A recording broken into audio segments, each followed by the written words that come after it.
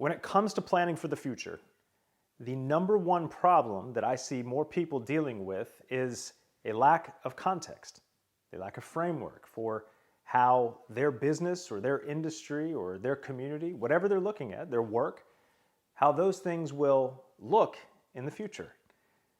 And the reason why this is being left out is because things are changing so much that people feel less and less empowered to actually create the future. They feel less informed because they have so many things coming at them all at once that they're not really sure exactly how to make sense of it all.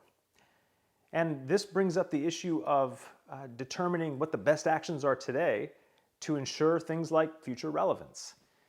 Now, there are three reasons why we have to better understand context. And I want to first lay this out so that you know where I'm coming from when I say context. I'm going to give you the context of why I'm talking about context. Context is the environment. It's the landscape that brings a story to life. If we try to understand something from the past, we look at the context. If we make decisions about what we're doing today in the short term, we look at context. So the number one reason, the very first reason here out of these three that you need to be looking at and understanding future context is that relevance is only based on the context.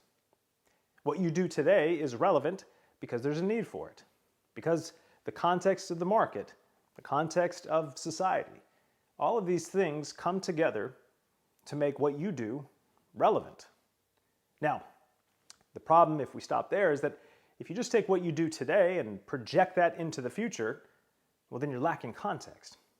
Because as you know, with things changing so much, disruption and opportunities, these are almost certainly not going to be coming through your own industry or through the sector that you work in.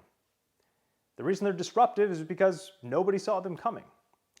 And the reason nobody saw them coming is because they lack context when thinking about the future.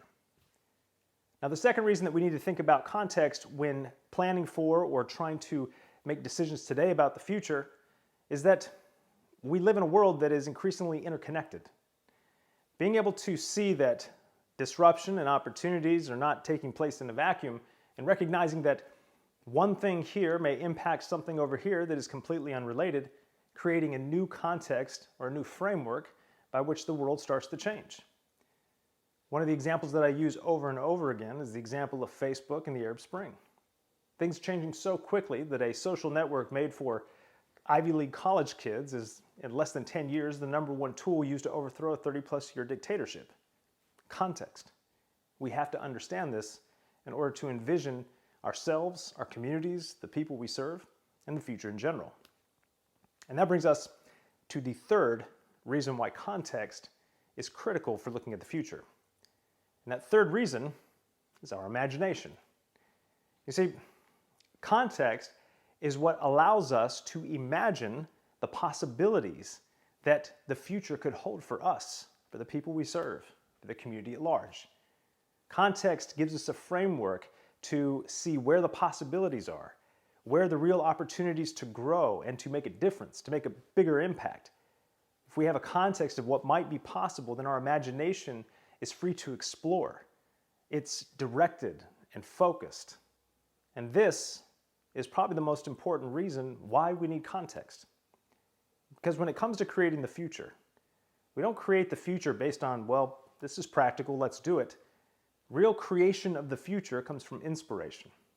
And in order to be inspired to create a powerful vision for the future, well, we have to have the context so that more people can see that where we are today, that it can realistically create tomorrow. Right now, it's just everyone's best guess. And that in and of itself, well, that's unsustainable.